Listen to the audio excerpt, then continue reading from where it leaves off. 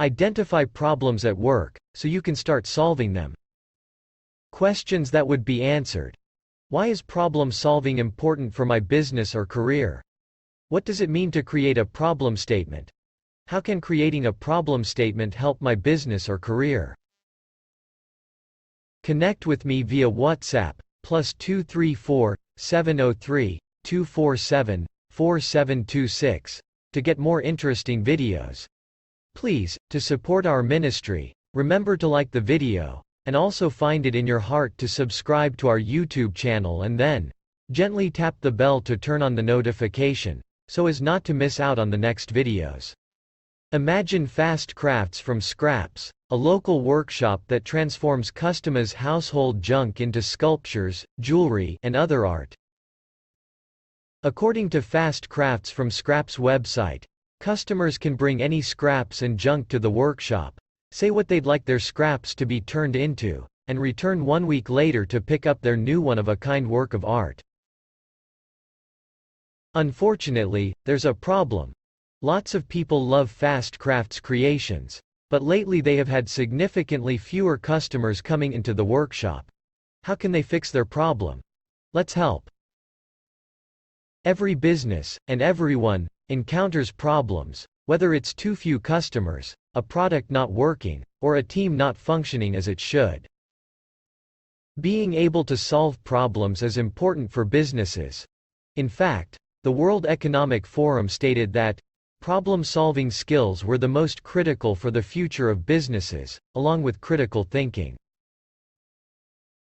Problem-solving effectively is especially important for startups and small businesses, as these often have limited resources, not a lot of time, and no dedicated department for strategizing and solving problems. The good news is, no matter your industry or region, any problems you encounter, even ones unique to your business, can be solved using a similar framework. Having a structured framework to approach problems, specifically one that uses a shared language, so everyone understands concepts, can shape the culture of your business, and make your team's efforts worthwhile. There are no universal truths or right answers, but a framework can help you and your business solve problems effectively, efficiently, and creatively, without needlessly wasting time, money, and resources with every new problem. Try using this 4-part framework. Why? Define your problem. What? Identify your ideal outcome. How? Create a strategy for solving your problem. Who, when, where? Make a plan and execute it. For now, let's focus on the first part of this framework, defining your problem, aka the why. To define your problem, start by creating a problem statement. This should be a few short but detailed sentences about your problem.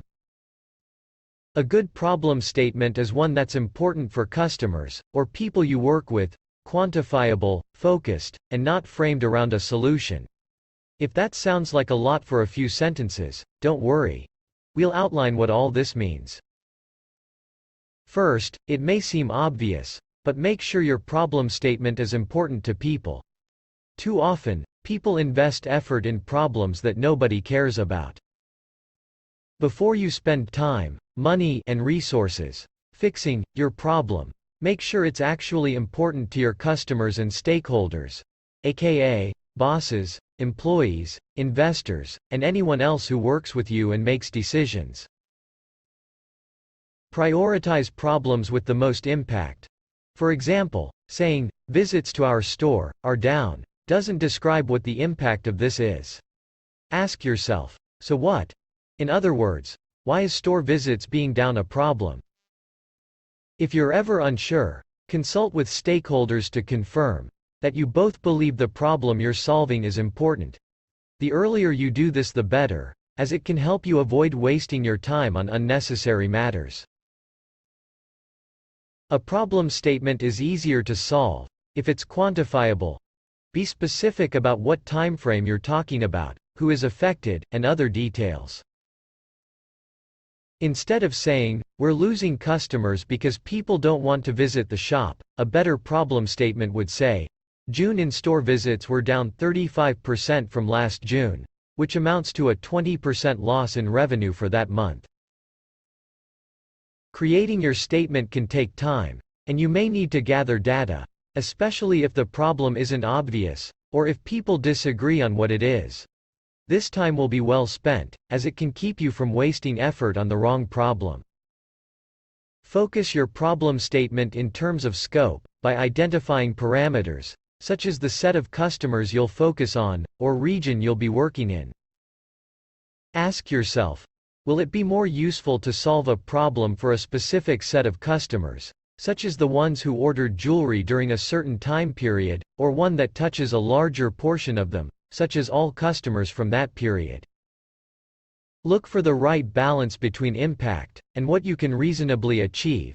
You don't want to define a problem so big that you lack resources to solve it, but if you get too specific, you could miss an opportunity for more impact. Listen up. The problem statement is for stating your problem, not a solution that will come later. A statement like, "We need to start accepting online orders," might be part of the solution down the line, but doesn't state why it's important to customers, isn't quantifiable, and doesn't define the problem scope. In the end, you should be able to create a problem statement that's a few sentences long. Fast crafts might say, "Customer retention is lower than we'd like. Visits to the workshop are down by 35% since last June. And since workshop visits account for all of our orders, this has a significant negative impact on revenue." They might also specify how many customers they have lost, and how much revenue that might amount to, if they don't address the problem. One last thing. Before you get to work, make sure there isn't already someone trying to solve the problem. Try not to overlap with someone else, solving the same problem, whether that's within your own business, or within your own industry. If someone else is already working on solving a similar problem, can you learn from them? Consider if you and your team are the right people to solve your problems. For example, if software engineering is required and you're not a software engineer, your best bet may be to get help from another, better equipped team. Do this now. Now that you know how a problem statement can help you strategize to solve problems at work, let's see if you're ready to create a statement of your own. Okay.